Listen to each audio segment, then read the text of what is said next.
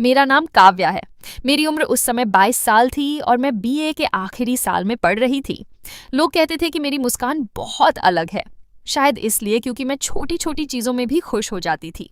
हमारा घर शहर के पुराने हिस्से में था, एक शांत कॉलोनी जहाँ शाम को बच्चे गली में खेलते और छतों पर लोग चाय पीते हुए बातें करते। मेरी पढ़ाई ठीक-ठाक चल रही थी, लेकिन एक विषय मुझे बहुत परेशान करता था, अंग्रेजी साहित्य। कविताएं समझ में नहीं आती थीं और उपन्यासों का विश्लेषण तो बिल्कुल ही कठिन लगता था। मेरी माँ ने कहा, क्यों ना तुम आरव से पढ़ लो, वह पास ही रहता है और कॉलेज में अंग्रेजी पढ़ाता है। हाँ, आपके आरव, ये नाम मैंने पहले भी सुना था। वह हमारी कॉलोनी में ही रहता था और लोग कहते थे कि वह बहुत समझदार और शांत स्वभाव का है। अगले ही दिन माँ ने उससे बात कर ली। उसने कहा कि वह मुझे रोज शाम 7 से 9 बजे तक पढ़ा सकता है। उस दिन मैं थोड़ी घबराई हुई थी। मैंने अपनी किताबें और नोटबुक टेबल पर रखी और इंतजार करने लगी। करीब 7 बजे दरवाजे पर दस्तक हुई। मैंने दरवाजा खोला। सामने एक लंबा सादा कपड़ों में खड़ा लड़का था, करीब 28 साल का। उसने मुस्कुराकर कहा, हाय, मैं आरव। मैंने हल्की सी मुस्कान के साथ जवाब दिया, जी, मैं काव्या। उस दिन हमारी पढ़ाई शुरू हुई। आरव का पढ़ाने का तरीका बहुत अलग था। वह सिर्फ किताब के पन्ने नहीं पढ़ाता था, बल्कि हर कहानी को जैसे जिंदा कर देता था। वह बोला, साहित्य को समझने का सबसे अच्छा तरीका है उसे महसूस करना। मैंने पूछा, मतलब? वह हंस पड़ा। मतलब, अगर कविता बारिश के बारे में है तो पहले बारिश को महसूस करो, फिर शब्द अपने आप समझ आएंगे। उसकी बातें सुनकर मुझे पहली बार पढ़ाई मजेदार लगने लगी। धीरे धीरे बढ़ती दोस्ती कुछ दिनों बाद मेरी झिझक खत्म हो गई।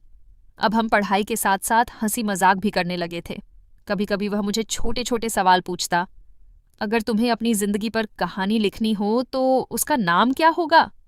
मैंने सोचा और कहा, शायद छोटी खुशियों की लड़की। वह मुस्कुराया, अच्छा नाम है। फिर उसने कहा, और अगर मैं लिखूं तो नाम होगा किताबों वाला लड़का। हम दोनों हंस पड़े। एक छोटी सी घटना, एक शाम माँ चाय रखकर चली गई। मैंने कप उठाया और आरव की तरफ बढ़ाया, लेकिन मेरा हाथ फिसल गया और थोड़ी चाय उसकी शर्ट पर गिर गई। मैं घबरा गई। ओह, सॉरी। मैं जल्दी से तौलिया लेकर आई और उसकी शर्ट साफ करने लगी। वह हंसते हुए बोला, काव्या, रिलैक्स, ये सिर्फ चाय है, कोई हादसा नहीं। लेकिन मैं फिर भी परेशान थी। उसने हल्के से कहा, अगर हर गलती के लिए इतनी चिंता करोगी तो जिंदगी कैसे जियोगी? उसकी बात सुनकर मैं मुस्कुरा दी। उस रात मैं जल्दी सो गई, लेकिन मेरे सपनों में बार बार वही शाम आ रही थी। कभी हम किसी लाइब्रेरी में किताबें पढ़ रहे होते, कभी किसी पार्क में बैठकर बातें कर रहे होते। मुझे खुद समझ नहीं आ रहा था कि मैं ऐसा क्यों सोच रही हूँ। कुछ हफ्तों बाद मुझे महसूस हुआ कि मैं रोज शाम का इंतजार करने लगी हूँ, सिर्फ पढ़ाई के लिए नहीं, बल्कि आरव से मिलने के लिए। एक शाम जब मैं नहाकर आई तो मेरे बाल अब भी गीले थे। आरव ने मुझे देखा और थोड़ी देर चुप रहा। फिर उसने कहा, आज तुम बहुत खुश लग रही हो। मैंने हंसकर पूछा, कैसे पता? वह बोला, क्योंकि खुश लोग ही ऐसे मुस्कुराते हैं। उसकी यह बात पूरे दिन मेरे दिमाग में घूमती रही। अचानक आई दूरी, एक दिन वह पढ़ाने नहीं आया। पहले मुझे लगा कि शायद कोई काम होगा, लेकिन अगले दिन भी वह नहीं आया। मैं थोड़ा चिंतित हो गई। माँ ने कहा, शायद उसकी तबीयत ठीक नहीं होगी। अगले दिन हम उसके घर गए। वह सच में बीमार था, हल्का बुखार था और वह बिस्तर पर लेटा हुआ था। मुझे उसे उस हालत में देखकर अजीब सा लगा। मैंने कहा, आप आराम कीजिए, पढ़ाई बाद में हो जाएगी। वह मुस्कुराया, अगर तुम नहीं पढ़ोगी तो मुझे अच्छा कैसे लगेगा?